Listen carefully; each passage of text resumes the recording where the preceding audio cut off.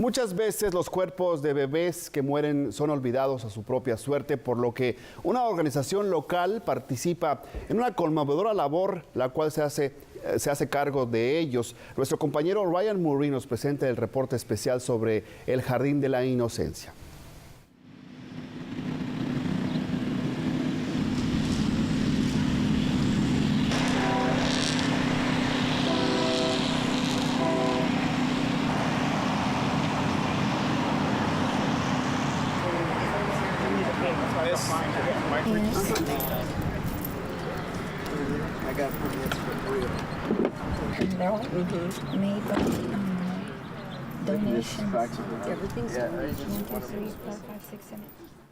La cosa que estamos haciendo aquí, estamos enterrando a los niños y ahora vamos a hacer, yo creo que 8.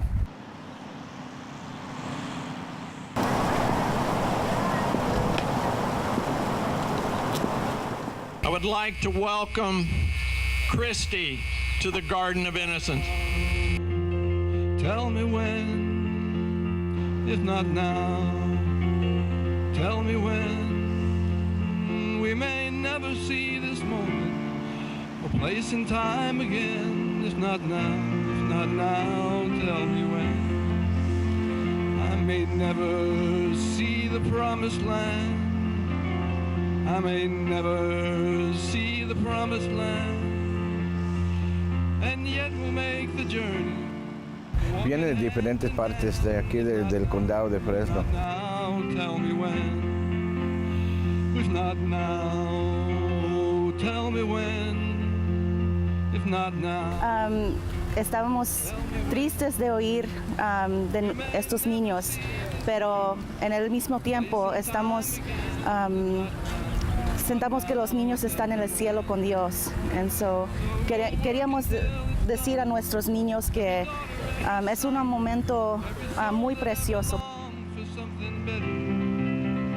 Something brighter. It will take a change of heart for this to mend. It will take a change of heart for this to mend. But miracles do happen.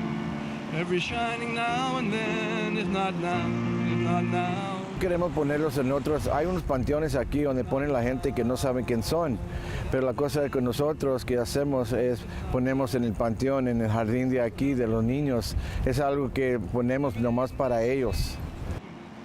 Or place and time again, if not now, if not now. Siento que personas que vienen en este lugar con estos niños tienen un como sentimiento para los niños que van al cielo.